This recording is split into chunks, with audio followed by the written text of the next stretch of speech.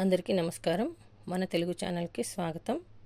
మనం ఇంతకుముందు ద్విత్వాక్షరాలు అంటే ఏంటిది, సంయుక్తాక్షరాలు అంటే ఏంటి నేర్చుకున్నాం. ఇప్పుడు సంశ్లేష అక్షరాల గురించి నేర్చుకుందాం. ద్విత్వాక్షరాలు అంటే ఒక హల్లుకి అదే హల్లు ఒత్తుగా వస్తే దాన్ని ద్విత్వాక్షరం అని అంటారు, సేమ్ లెటర్. సంయుక్తాక్షరం అంటే ఒక హల్లుకి వేరే హల్లు ఒత్తుగా వస్తే దాన్ని సంయుక్తాక్షరం అంటారు. సంయుక్త అంటే కొత్తది అని చెప్పాను కదా. ఇప్పుడు సంశ్లేషాక్షరాలు. సంశ్లేషాక్షరాలు అంటే ఒక హల్లుకు ఒకటి కంటే ఎక్కువ హల్లులు ఒత్తుగా చేరితే సంశ్లేషాక్షరాలు అంటారు. అంటే రెండు హల్లులు చేరుతాయి దీనికి. అది ఎలాగో చూద్దాం. ఉదాహరణ, క్ష్మీ అన్నాం మనం. క్ష్మీ అని అంటే మనం దీన్ని అలాక్ష బండిర క్ష అని మనం ఏమంటాం, వర్ణమాలలో సంయుక్తాక్షరంగా మనము చెప్పుకుంటాం. క్ష క్ష అని పలుకుతుంది కాబట్టి ఇది సంయుక్తాక్షరం. ఇది లక్ష్మి అన్న పేరులో లక్ష్మి అనేది వస్తుంది. అది ఎలా రాయాలి చూద్దాం. ఎగ్జాంపుల్ చూడండి, దీన్ని వివరంగా రాసుకుందాం. క్ష్మి. క్ష్మీలో ఏమేమి లెటర్స్ పలుకుతున్నాయో చూడండి. కు ప్లస్ షు ప్లస్ ము ప్లస్ ఈ. కు షు ము ఈ. క్ష్మి. చూడండి వచ్చిందా? కు షు ము ప్లస్ ఈ. క్షుమి. కు ప్లస్ షు ప్లస్ ము ప్లస్ ఈ. ఎన్ని అక్షరాలు కలిస్తే మనకి క్ష్మి అయింది చూడండి.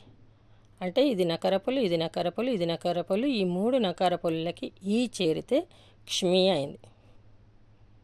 క్షకి ఇలా కు ప్లస్ ష క్ష అయింది. అంటే దీంట్లో ఆ కూడా పలుకుతుంది. మనకి ఈ కదా, క్ష్మి రావాలి కదా, అందుకోసం మావత్తు కూడా ఉంది కదా, అందుకోసమని కు ప్లస్ షు ప్లస్ ము ప్లస్ ఈ. క్ష్మి. అర్థమైంది అనుకుంటాను. క్ష్మి. ఇక్కడ క ష మ అనే మూడు హల్లులు ఒత్తులు చేరాయి, ఒకటి కంటే ఎక్కువ. అర్థమైంది అనుకుంటా.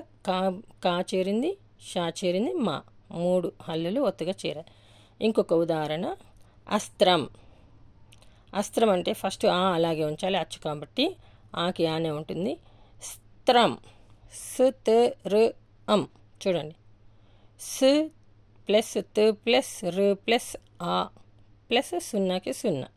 అంటే అస్త్రం రాయాలంటే ఏం రాయాలి? స్త్రం రాయాలంటే ముఖ్యంగా స్ త్ ర్ ఆ. స్థిర. చూడండి, స్త్ర అయింది. స్థిర.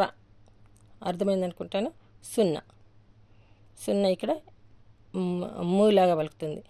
అందం అని అంటే నకరపులిలాగా, దమ్ అని అంటే మాలాగా మూలాగా పలుకుతుంది. అస్త్రం. అస్తృ అం. అస్త్రం. ఇలా విడదీసి రాస్తే కరెక్ట్గా వస్తుంది. అంటే పలికేటప్పుడు మనం ఇలా కొంచెం సాగదీసి చదివితే కరెక్ట్ అక్షరం మనకి రావడం జరుగుతుంది. ఈ స్త్రీ. చూడండి, ఈ అంటే అచ్చు కాబట్టి అలాగే ఉంది. స్ త్ ర్ ఈ. ఇక్కడ ఫస్ట్ ఈ, ఇక్కడ ఆ వచ్చింది, ఇక్కడ ఫస్ట్ ఈ వచ్చింది, ఇక్కడ సెకండ్ ఈ వచ్చింది. చూడండి, ఈ స్త్రీ అని అంటే ఈ ప్లస్ స్ అని అంటే హల్లుకి త్ చేరింది, రు చేరింది, ఈ చేరింది, అచ్చు. ఇది అంటే ఏమైంది ఇప్పుడు? ఇస్తృ ఈ. అర్థమైందా? ఇస్త్రీ. ఇస్త్రీ. ఇలా చదవాలి. ఎన్ని లెటర్స్ వచ్చాయి దీంట్లో? స్ త్ ర్ ప్లస్ ఈ. స్త్రీ. ఇంకొకటి జ్యోత్స్న.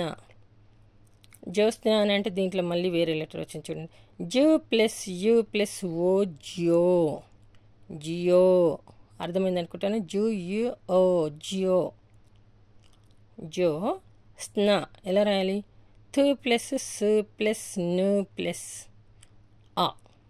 ఇక్కడ తా అంటున్నాం కాబట్టి ఆ. త్ స్ న ఆ.